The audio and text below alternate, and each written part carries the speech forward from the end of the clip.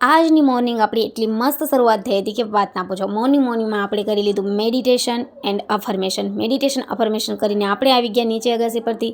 તે ઢીંગુબેન આ રીતે મારી પહેલાં ઉઠી ગયા હતા ને દોડાદોડી કરતા હતા। એનું તો કામ જ આ છે કે દિવસનું આ જ કરવાનું।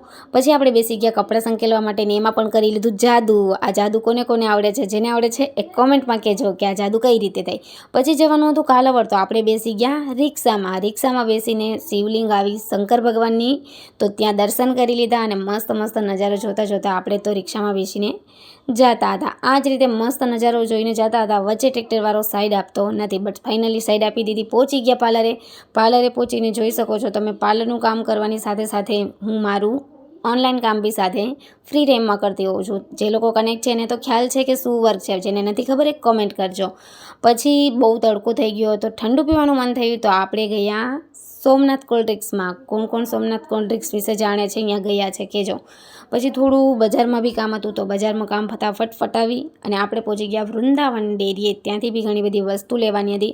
પછી હું ચાલીને જતી હતી, તો વચ્ચે જો નાના ગલુડિયા આ રીતે બધા રમતા હતા। કેવો મસ્ત ટાઈમ સ્પેન્ડ કરે છે એના મમ્મી સાથે નાના ગલુડિયા।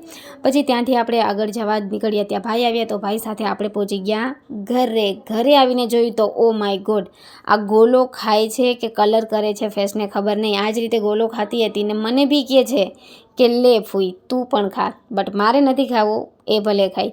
એને આ જ રીતે ગોલો ખાવાનું બંધ થઈ ગયું, તો આપણે વહી ગયા આગાશી ઉપર થોડી વાર માટે ફ્રી હતા તો કામ કરવા માટે। મસ્ત ઇવનિંગનો નજારો જોતા આપણે તો રીડિંગ કરતા હતા અને બાકીનું કામ બી કરતા હતા। જે લોકો મારા કોન્ટેક્ટમાં છે એને ખ્યાલ છે કે આ વર્ક કઈ રીતે કરું છું અને કેમ કરવાનું હોય। પછી નાઇટ થઈ ગઈ હતી, સુવાનો ટાઈમ થઈ ગયો। કેટલો મસ્ત યાર જબરદસ્ત વ્યૂ છે। હું ચાંદાને ઝૂમ કરીને ચેક કરતી હતી કે બધા લોકો મેં નાનપણમાં એવું સાંભળેલું છે કે આમાં ડોસીમાં દેખાય, બટ કંઈ દેખાણું નહીં, તો પછી આપણે તો સૂઈ ગયા। બાકી મળીએ કાલે નેક્સ્ટ વ્લોગમાં।